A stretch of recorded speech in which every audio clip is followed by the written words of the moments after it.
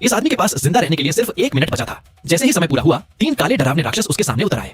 आदमी पूरी तरह डर गया, लेकिन वह इतनी आसानी से मरने को तैयार नहीं था। वह अपनी जान बचाने के लिए पूरी ताकत से भागने लगा। राक्षस उसका लगातार पीछा करते रहे। आखिरकार एक राक्षस उसके सामने आकर खड़ा हो गया और डरावनी मुस्कान देने लगा। डर के मारे आदमी एक कार के नीचे घुस गया, लेकिन वह राक्षसों की सजा से बच नहीं सका। तीनों राक्षस धीरे धीरे उसकी तरफ बढ़े। भयानक दर्द के बीच उन्होंने अपने हाथ आगे बढ़ाए और एक चमकदार सफेद रोशनी ने उस आदमी को पल भर में राख बना दिया। अपना काम पूरा करने के बाद वे राक्षस हवा में गायब हो गए। इस घटना से पूरी दुनिया में दहशत फैल गई। किसी को नहीं पता था कि वे कौन थे और कहां से आए थे। उसी समय एक नया धर्म जन्म लेता है। उसका संस्थापक उन राक्षसों को नर्क के दूत कहता है। उसके अनुसार वे भगवान की इच्छा से पापियों को सजा देने आते हैं। एक दिन एक महिला को भी भगवान की तरफ से मौत का नोटिस मिलता है, लेकिन उसे समझ नहीं आता कि उसने ऐसा कौन सा पाप किया है। अपने धर्म को फैलाने के लिए उस संगठन का नेता महिला को $3 मिलियन देने का प्रस्ताव रखता है। बदले में उसकी सजा को लाइव प्रसारित किया जाएगा।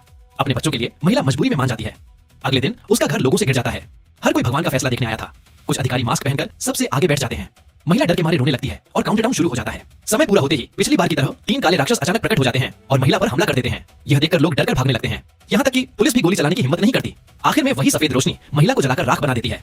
अपना काम खत्म करने के बाद राक्षस अधिकारियों की तरफ झपटते हैं और फिर किसी अज्ञात दुनिया में गायब हो जाते हैं। यह देखकर अधिकारी तुरंत घुटनों पर बैठ जाते हैं और भगवान के सामने झुक जाते हैं। आखिर में वही सफेद रोशनी महिला को जलाकर राख बना देती है।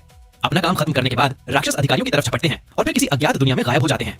यह देखकर अधिकारी तुरंत घुटनों पर बैठ जाते हैं और भगवान के सामने झुक जाते हैं। बाकी लोग भी उनके पीछे पीछे घुटनों पर बैठ जाते हैं। इसके बाद दिनों दिन और ज्यादा लोगों को भगवान का फैसला मिलने लगता है। यहाँ तक कि बड़े बड़े धार्मिक नेताओं को भी सजा दी जाती है, लेकिन इससे लोगों की आस्था और भी ज्यादा कट्टर बन जाती है। फिर एक दिन एक नवजात बच्चे को भी मौत का नोटिस मिल जाता है। यह पूरी तरह पागलपन था। आखिर एक नवजात बच्चा कौन सा पाप कर सकता है? बच्चे की मां को यकीन था कि भगवान से कोई गलती हुई है।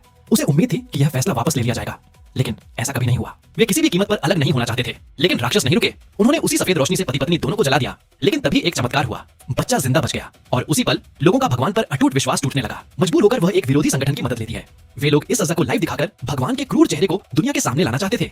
फैसले वाले दिन नर्क के दूत आसमान से उतरते हैं। जैसे ही वे हमला करने आते हैं, मां डर के मारे अपने बच्चे को सीने से लगा लेती है। बच्चे का पिता भी दौड़कर आता है और अपने परिवार को बचाने की कोशिश करता है।